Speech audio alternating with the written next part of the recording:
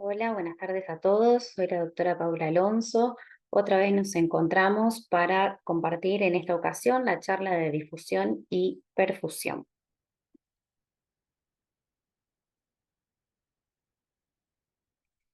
Para empezar, tenemos que pensar qué es la difusión.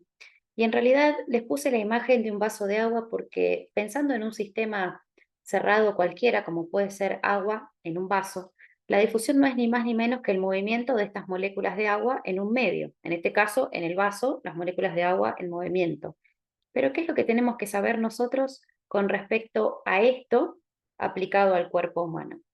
Bueno, acá es donde viene que vamos a conversar un poco sobre física y química. Le digo yo, vamos a ver un poco en profundidad de dónde viene esta técnica y para qué sirve. La difusión, entonces, es el proceso mediante el cual la materia es transportada de una parte a otra de un sistema, debido a que a movimientos moleculares aleatorios que van a depender de las condiciones del medio. ¿Cómo puedo cuantificarla la difusión? ¿Puedo medirla? ¿Puedo saber cuánta difusión hay? ¿O si es positiva o si es negativa? ¿Cómo se mide? Eso es una pregunta que estoy cuestionándome y eso es lo que vamos a intentar de resolver ahora. ¿Cómo la cuantifico? Bueno, la cuantificación de la difusión se realiza a partir de algo que llamamos coeficiente de difusión, que se simboliza con la letra D. ¿Qué significa? El coeficiente de difusión es el movimiento neto de desplazamiento de una molécula al cabo de un tiempo en un medio. Es decir, el movimiento de esta molécula de este lugar hasta este lugar, ¿sí? Del lugar 1 al lugar 2, al cabo de un tiempo en un determinado medio. Supongamos en nuestro vaso de agua. ¿Qué tipos de difusión existen ahora para que lo vayamos llevando un poco más al cuerpo humano? ¿Qué tipos de difusión existen? Bueno, existen dos tipos de difusión. La difusión que se denomina isotrópica, que es aquella en donde las moléculas se mueven en un sistema de forma aleatoria y no siguen una dirección determinada, no presentan un vector dominante.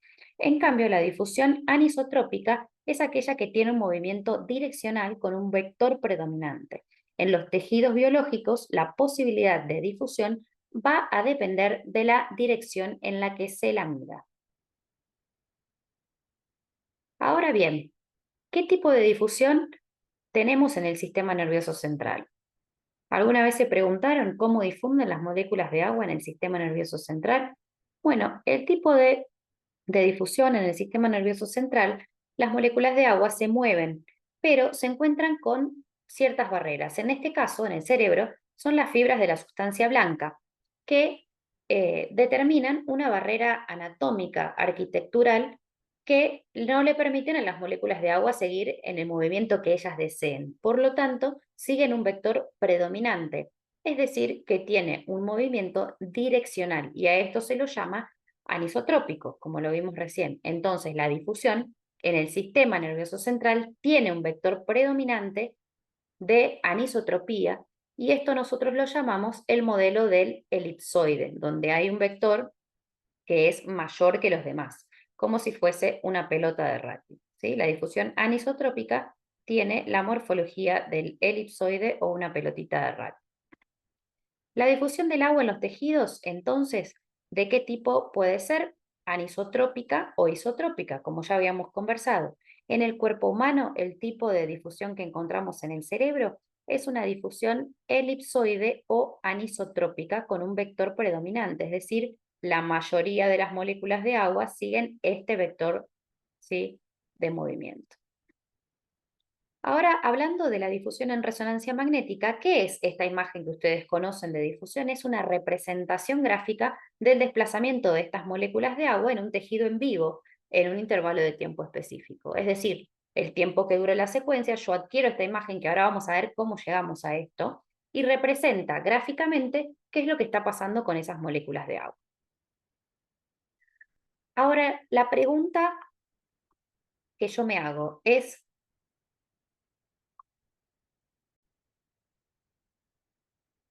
La pregunta que yo me hago es, ¿cómo obtengo una imagen potenciada en difusión? ¿Cómo hago que el resonador me aporte esta imagen que vimos recién?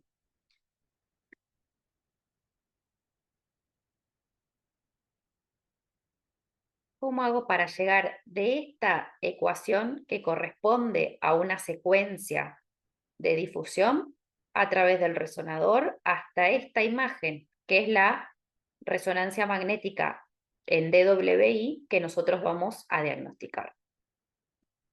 Bueno, básicamente la secuencia de difusión se basa en una imagen T2 spin-echo a la cual se le aplican dos gradientes bipolares.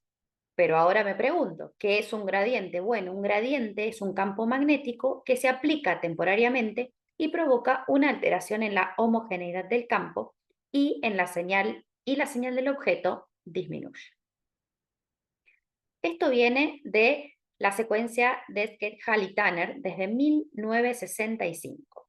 Ellos decían que si a un T2 espineco le agrego dos gradientes opuestos de igual magnitud, vamos a poder medir el movimiento neto del agua en una dirección. Adaptaron una secuencia T2 espineco, añadiendo entonces un par de gradientes bipolares, que dijimos que eran gradientes de igual magnitud, pero opuestos. La razón por la cual se escogió la secuencia potenciada en T2 es porque es la secuencia que requiere un tiempo de eco lo suficientemente largo como para que puedan entrar los dos gradientes, para que podamos intercalar dos gradientes. Las moléculas de agua en movimiento, a diferencia de aquellas que están estáticas, no van a lograr refasarse tras la aplicación del segundo gradiente, por lo que se produce un cambio en la señal, que va a ser proporcional a la amplitud de los gradientes.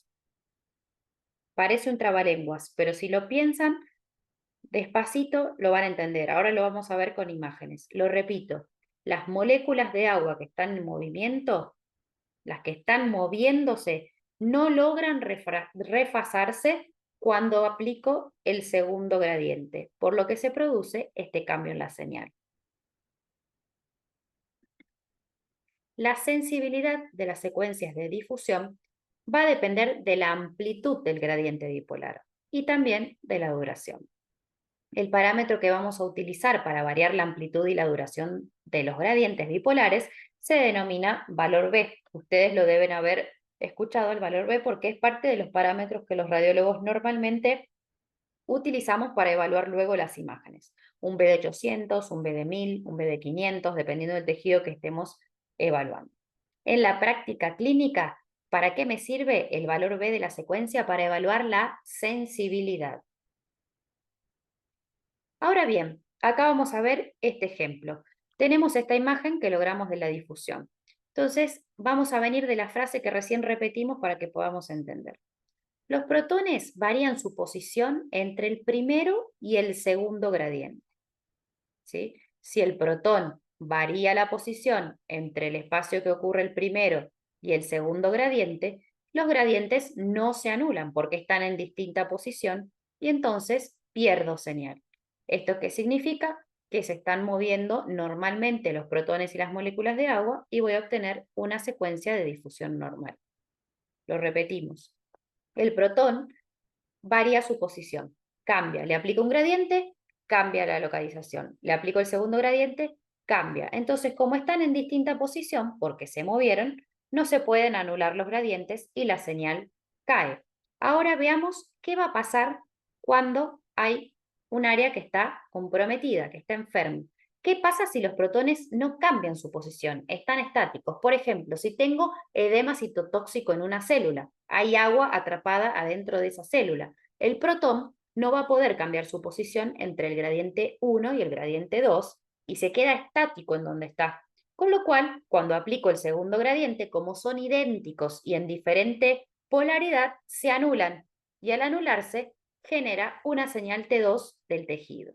Es decir, estos protones que no pudieron moverse porque están atrapados adentro de la célula con un edema citotóxico, por ejemplo, en este caso, ¿sí? Determinan un aumento de la señal de tipo T2 que nosotros denominamos restricción.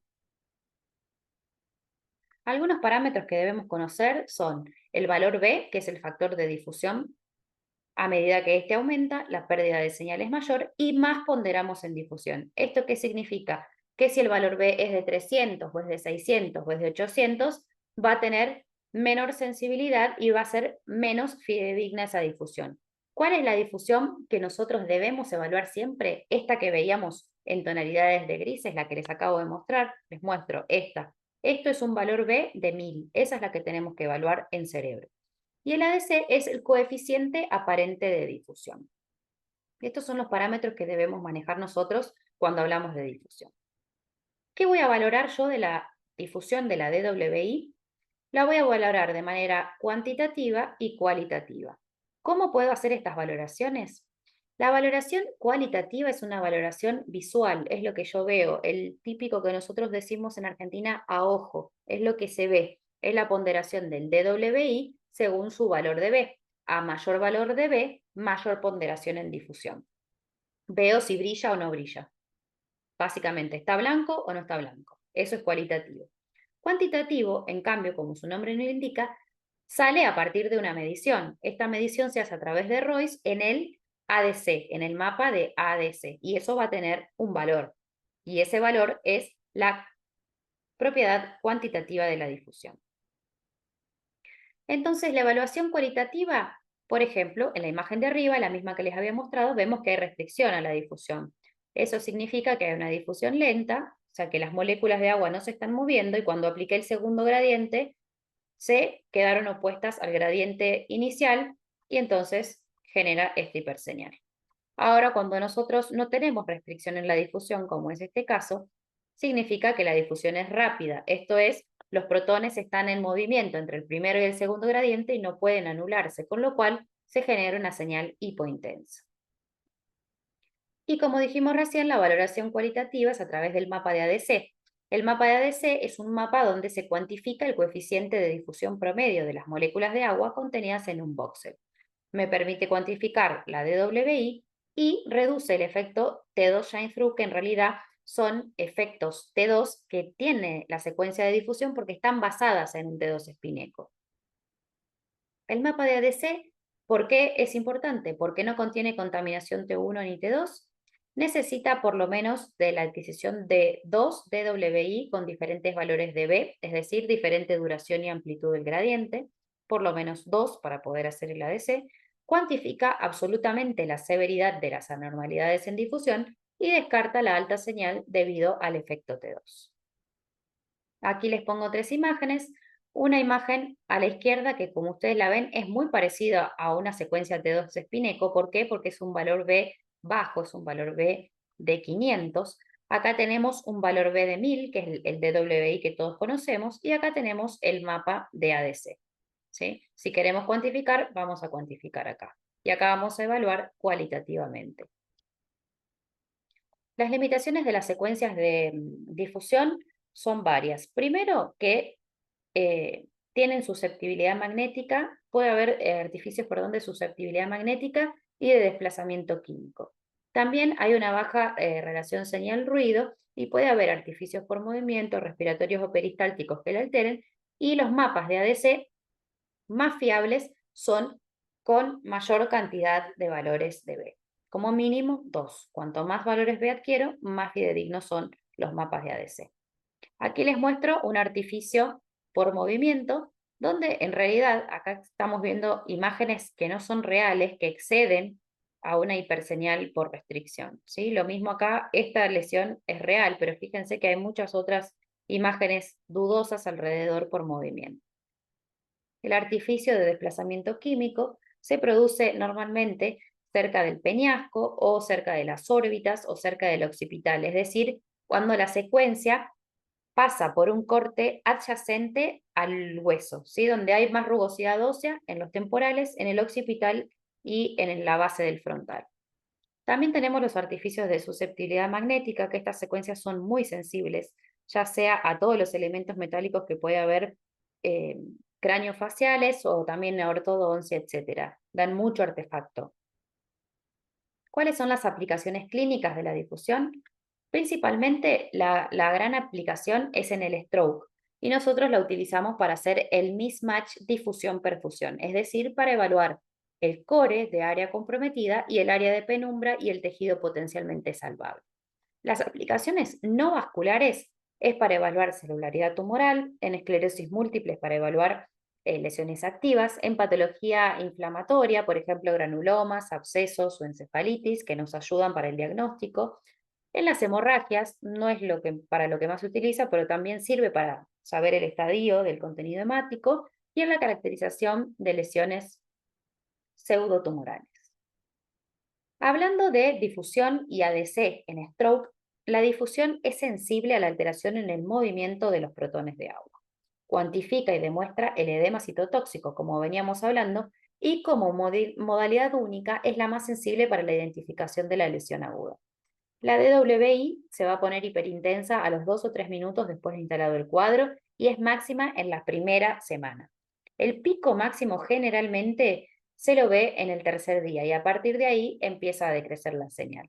El mapa de ADC lo vamos a ver como una señal hipointensa, declina rápidamente y aumenta a partir de la semana. Es decir, que un ACV subagudo tardío o crónico debería verlo en el ADC también blanco. Les muestro ahora unos casos de aplicación de esta técnica. Esta es una paciente de 49 años que tenía hemiparesia facio-brachiocrural derecha. En estos 3 cortes FLAIR, a pesar de que se lo analizó con detenimiento, más que una simetría del volumen ventricular, no se logró ver ninguna alteración en la señal que sugiere un proceso isquémico. Sin embargo, se hizo la difusión y tampoco pudimos encontrar un área restrictiva. Esto era bien hiperagudo, la presentación de los síntomas. Por ahí podía empezar a verse algo acá, pero si lo comparamos con el otro lado, también hay algo acá, entonces lo despreciamos. Cuando hicimos la perfusión, estos son los mapas de tiempo de tránsito medio, vimos que había un área francamente alterada, ¿sí?, de hipoperfusión que aún ni siquiera estaba evidenciada en la difusión. Esto era un caso de un infarto isquémico hiperagudo. Todavía no estaba ni en difusión presente, es decir, menos de 3 horas. Este es otro caso donde ya teníamos restricción en la difusión en algunas áreas profundas, talámicas, a nivel del brazo posterior de la cápsula interna, subinsular, en el centro semioval del lado derecho, todo territorio silviano. Cuando hacemos la perfusión, vemos que el área era mucho más extensa en realidad que estos pequeños focos restrictivos, ¿sí? La perfusión, la diferencia entre la difusión y la perfusión es lo que llamamos mismatch, que ahora lo vamos a explicar cuando hablemos de perfusión. Y en la angio encontramos que había una estenosis de la arteria cerebral media del mismo lado. Es un paciente, perdón, de 50 años con convulsiones, en el cual encontramos esta lesión que claramente tiene 2 componentes, uno focal ovoideo y otro hiperintenso alrededor, tanto en secuencias T2 como en FLAIR. Y cuando hacemos la difusión, encontramos lo mismo, un área con restricción ovoidea central y con falta de restricción circundante. Vamos a la DC y confirmamos que hay caída de señal en la porción excéntrica y no hay restricción en el edema circundante. Esto era una lesión desmielinizante. Ahora pasamos a este otro caso, que es otra lesión de difícil diagnóstico porque en realidad tiene una presentación pseudotumoral. Nosotros vemos esta lesión que se parece como a un edema sin nada central y nos imaginamos que podría ser un tumor, que no lo estábamos evidenciando muy bien. Con el contraste vemos este realce en anillo incompleto de una lesión central y vemos un anillo periférico restrictivo en difusión. Era una lesión desmielinizante pseudotumoral. En este caso les muestro un absceso bacteriano donde la característica de los abscesos es que captan periféricamente el anillo con el contraste, según el estadio presentan mucho edema, como en este caso, y la restricción es central completa. Fíjense que se ve mucha restricción en el contenido purulento central. Por último, les muestro este caso de otra entidad como el quiste epidermoide, que es una entidad que presenta franca restricción en difusión, hiperintenso en T2, hipointenso en T1. Podríamos pensar tranquilamente que es un aracnoideo, sin embargo, cuando hacemos la difusión restringe francamente, y este es el diagnóstico diferencial con el quiste aracnoideo. Ahora vamos a pasar al segundo tema de la charla, que es la perfusión, y vamos a definir a la perfusión en sentido estricto como un estado estable en el que se liberan nutrientes y oxígeno desde la sangre hacia el tejido cerebral. Esto se cuantifica en mililitros cada 100 gramos de tejido por minuto. ¿Qué parámetros utilizamos en perfusión cerebral? La presión de perfusión cerebral es la diferencia entre la presión arterial media, la TAM, y la presión venosa, que es la equivalente a la presión intracraneal. La autorregulación cerebral es la capacidad que tiene el cerebro de mantener constante el flujo sanguíneo cerebral cuando varía la PPC. Y la circulación colateral es una red de vasos capaces de compensar estas alteraciones en la perfusión a través de reclutamiento de rutas alternativas en la irrigación. Entonces, presión de perfusión cerebral, autorregulación y circulación colateral. Son tres patas de un mismo sistema, ¿sí? Para que funcione la perfusión cerebral, que se pueda mantener, tienen que existir estas tres cosas. La perfusión cerebral, entonces, vamos a ver en este cuadrito que si tenemos una disminución leve de la perfusión cerebral, vamos a ver que el flujo sanguíneo cerebral sigue estando normal, es decir, que ese tejido sigue irrigado porque se está compensando por medio de la autorregulación o de vasos colaterales, el volumen sanguíneo cerebral está aumentado y el tiempo de tránsito medio también está aumentado. Ahora, si disminuye severamente, ¿sí?, la presión de perfusión cerebral y la autorregulación no llega a compensar, vamos a ver que el flujo sanguíneo cerebral va a estar disminuido, el volumen sanguíneo cerebral va a estar disminuido y el tiempo de tránsito medio va a estar aumentado.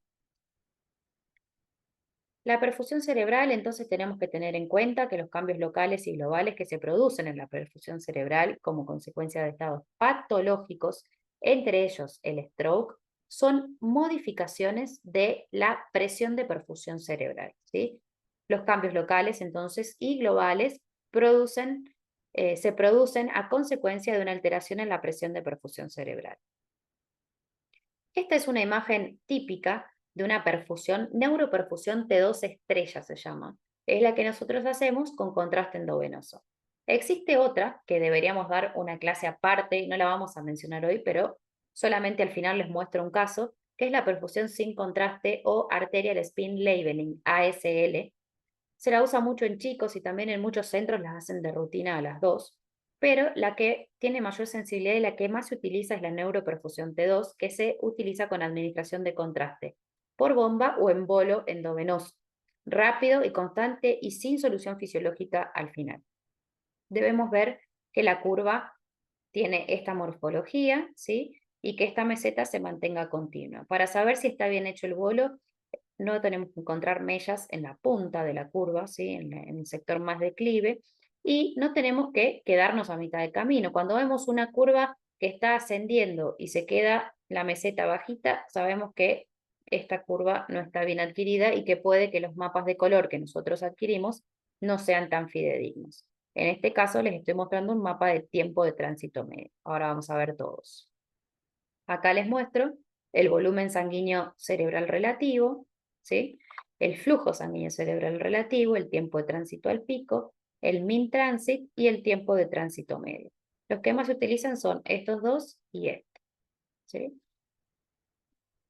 ¿Qué parámetros evaluamos? Bueno, el tiempo al pico es el tiempo en que la señal de un voxel alcanza su mínimo y por lo tanto la concentración del contraste su máximo. Es sensible a artificios, a movimientos, pero es reproducible. El tiempo de tránsito medio, este es muy importante, y es el tiempo promedio que permanecen los glóbulos rojos en un volumen de tejido dado. Va a reflejar la respuesta regulatoria, evalúa el tejido en riesgo o de penumbra, y se utiliza para el mismatch difusión-perfusión. Es decir, este mapa de tiempo de tránsito medio es el que yo voy a comparar con la difusión. El flujo sanguíneo cerebral relativo mide la viabilidad tesular.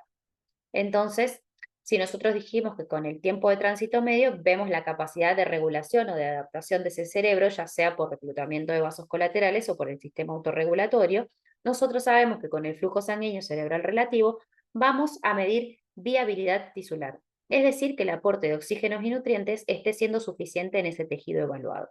Está relacionado con la pendiente de la curva, la concentración versus el tiempo en un voxel cuando llega el contraste.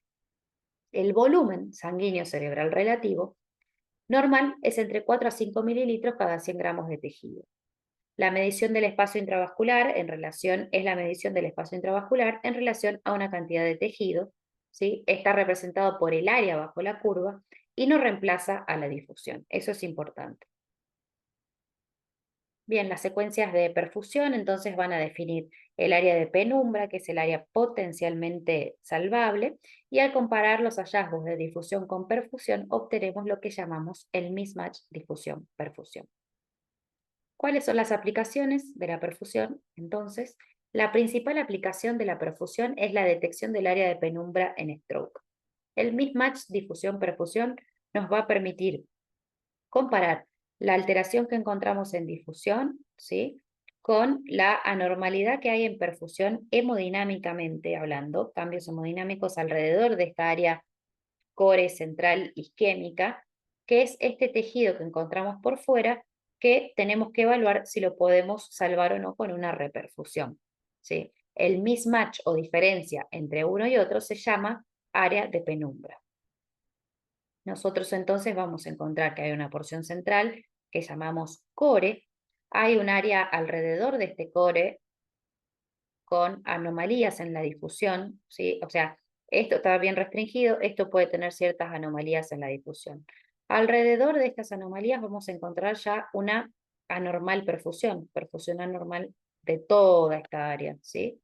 Y después, alrededor de esta área de perfusión alterada, vamos a encontrar una oligoemia, es decir, un bajo aporte benigno, no está dañando este tejido, ¿sí? La diferencia que hay entre el core, ¿sí?, abarcando hasta la normalidad de la perfusión, a todo esto nosotros le llamamos penumbra. ¿Qué significa? Que todo este tejido que se encuentra rodeando el core potencialmente lo podríamos salvar. Por eso la importancia de la relación entre uno y otros. Acá lo mismo les muestro la diferencia entre los mapas de tiempo de tránsito medio, flujo, volumen sanguíneo cerebral relativo, con respecto al ADC y al mapa de ADC, perdón, a la difusión y al mapa de ADC. Fíjense que el área core es esta que está marcada con verde y el área que nosotros marcamos con esta línea alrededor de la perfusión, la diferencia que hay entre el core y esta área alterada en perfusión va a ser el mismatch difusión-perfusión, que es el área de penumbra, tejido que nosotros todavía podemos salvar. Bueno, esta es una tabla que más o menos repite lo que habíamos estado conversando, ¿sí?, sobre las relaciones entre volumen, flujo, tiempo de tránsito medio, de acuerdo a si llega a compensar el sistema autorregulatorio de vasos colaterales o no. Para ir terminando, les muestro también que lo podemos utilizar en valoración de la angiogénesis tumoral y la permeabilidad capilar como marcadores de malignidad. En aquellos tumores que son hipervasculares, que tienen neoangiogénesis, vamos a ver un incremento del volumen sanguíneo cerebral relativo que lo vamos a manifestar en los mapas como áreas de mayor color rojo central o amarillo, ¿sí?, con respecto al azul normal del parénquima no comprometido. Y en este caso, lo mismo, este era un glioblastoma y tenemos ambas técnicas de perfusión para mostrarle. Estas dos centrales son técnicas de arterial spin labeling, que son sin contraste. Acá tenemos la imagen de un tumor, un glioblastoma, ¿sí?, con mucho edema alrededor, y encontramos que esta área que capta mucho contraste se correlaciona con un área de neoangiogénesis manifestada por hiperperfusión a nivel de la ASL, que son estos dos mapas, y este es un mapa con neuroperfusión T2, es decir, con inyección de contraste, y fíjense cómo está bien rojo el área con neovascularización. Bueno, hasta acá llegamos con difusión y perfusión. Espero haberles podido aclarar un poco el panorama, de dónde vienen y para qué sirven estas secuencias. Y como siempre, cualquier duda se pueden contactar conmigo por los medios habituales. Les mando un saludo y que terminen bien la tarde.